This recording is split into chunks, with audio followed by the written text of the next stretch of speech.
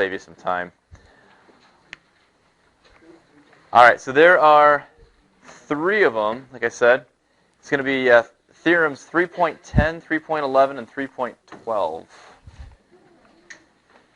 And all of them involve some perpendicular lines involved with some proofs. No, we are not going to go to that one. Gotta find it. Here we go. All right. So, theorem 3.10. This one is called the linear pair perpendicular theorem.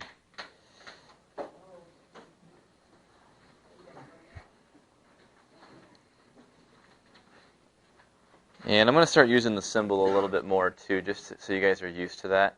So that is the linear pair perpendicular theorem. That's fine. You can do that. Okay. So here's what this one is. It says if you have 2 angles, that form a linear pair. Okay, so let's say we've got angle 1 and angle 2.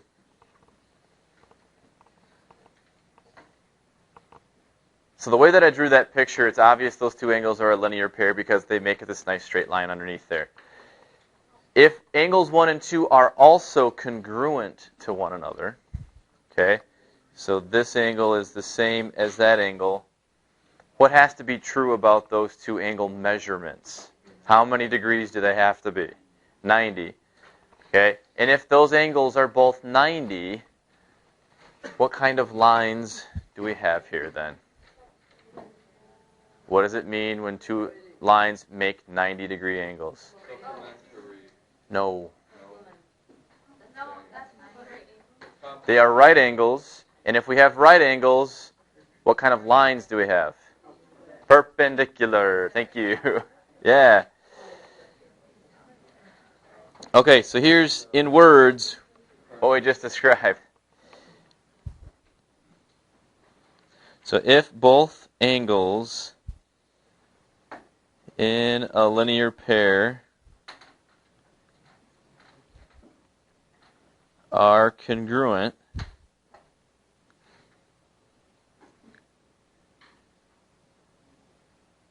then the lines forming them are perpendicular.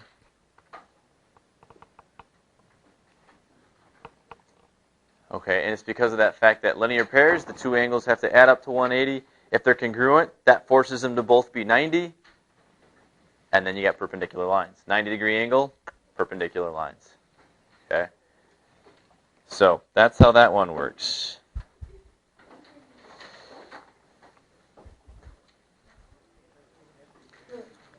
Theorem 311, this is called the perpendicular transversal theorem.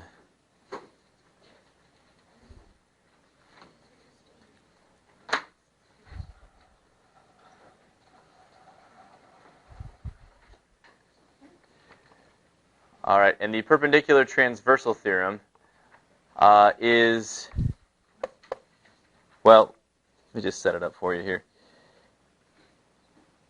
If we know we've got 2 lines that are parallel,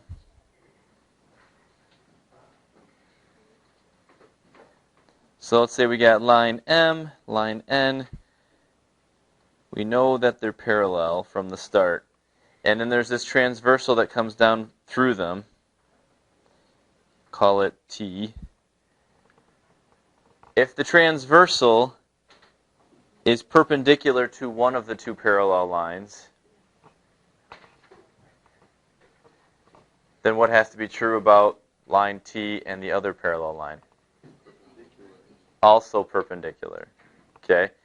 Now, here's why we know that. I mean, you look at it and it's like, okay, I guess that makes sense. If these are parallel, if that's going to make a 90-degree angle, this one should too. Think about what we talked about with parallel lines. This angle where I have the little right angle marking, and then this angle right here where I'm pointing, are what kind of angles? No, wait. Starts with, somebody just said it. Corresponding? Right. And what do we know about corresponding angles? They're always congruent, right? So if this is 90, this one down here also has to be 90. And if this angle right here is 90, it's making a right angle, which means they're perpendicular, right? Yeah. So if it's perpendicular to one, it has to be perpendicular to the other one too. Okay? That's what this one says.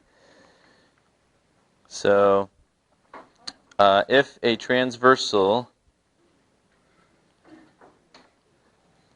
is perpendicular to one of two parallel lines,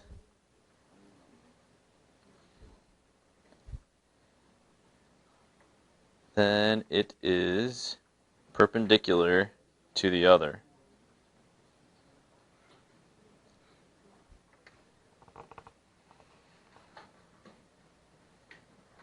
Okay, I got some people who are obviously not writing this down that really should. If you don't have the theorem sheet, find a piece of paper, something. Write it down, please. Borrow some paper from someone if you don't have it. What? Oh, it's a T. It's like an italicized T. Oh, no, sorry, that's a T. Okay, in any event, that's that one, okay?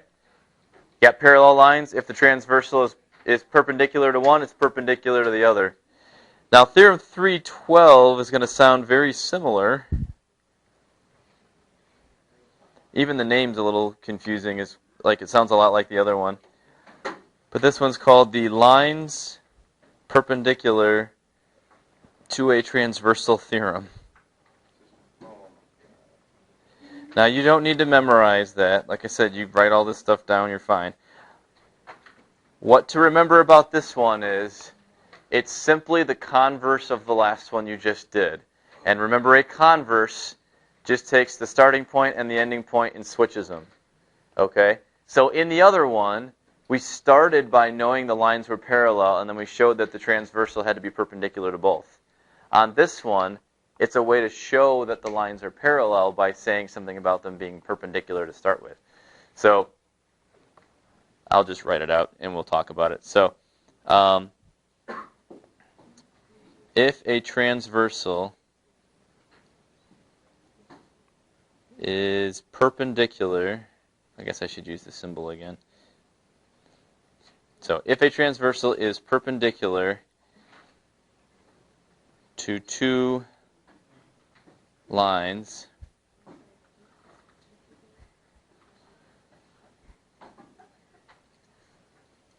then the lines are parallel. Okay, see how that just kind of goes backwards? We don't know the lines are parallel, so we drop this transversal in there, and if we find that it's perpendicular to both of those two lines that look like they might be parallel, then we know they definitely are. Okay, one goes one direction, the other goes the other. So this one, we just got these two lines. We're not sure if they're parallel or not. When we put this transversal in there, we do know that the transversal makes 90 and makes 90. So that's going to force those two lines to be parallel to each other. That's the lines perpendicular to transversal theorem. All right, so I'm going to do a proof with you guys, and we are going to see which of these we can use in this proof. All right.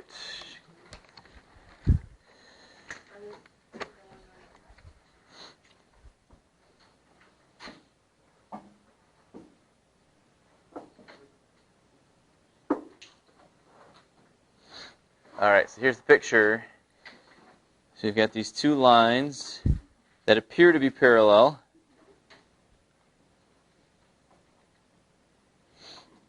And that's L and M. Let's say this is T. And we've got angles 1, 2, 3, and 4.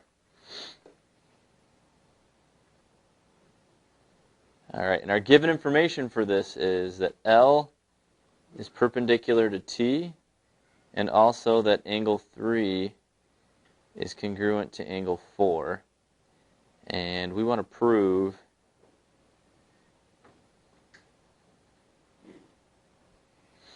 that L is parallel to M.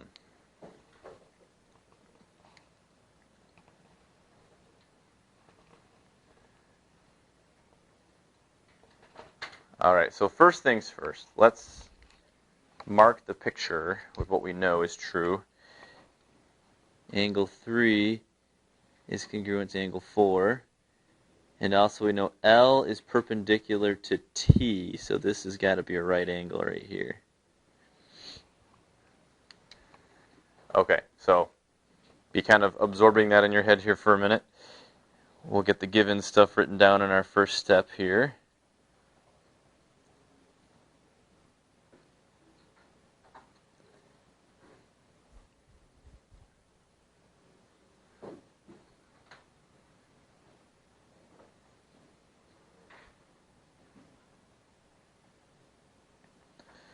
Alright, so our given, L perpendicular to T, angle 3, congruent to angle 4,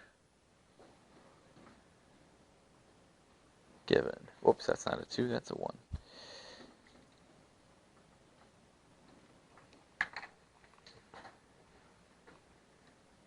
Alright, so I want you to focus on where I have angle 3 congruent to angle 4 for a minute. Take a look at the theorems we just wrote down. And then look at the picture where angles 3 and 4 are. Can we use one of those three theorems we just talked about with that information? 3 is congruent to 4. Okay, what can we say about this picture then?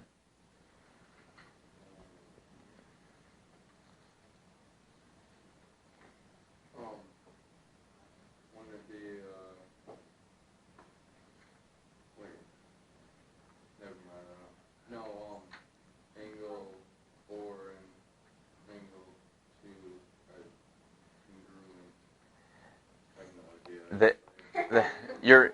Your statement's correct. Angle 2 and angle 4 are congruent. We just can't exactly jump to that right now. Okay?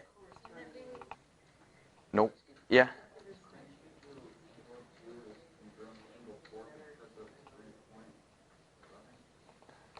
Because of 3.11. 3.11 says, if a transversal is perpendicular to one of two parallel lines, then it is perpendicular to the other. I would have to know that L and M are both parallel first to be able to say that, and I don't know that yet. Okay? Take a look at the very first theorem.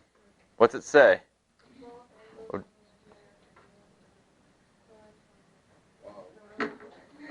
Okay, so that first theorem says, if both angles in a linear pair are congruent, then the lines forming them are perpendicular. Isn't that what we have right there with 3 and 4? They're a linear pair, right? Look at the picture. Yeah. Are they congruent? Yup.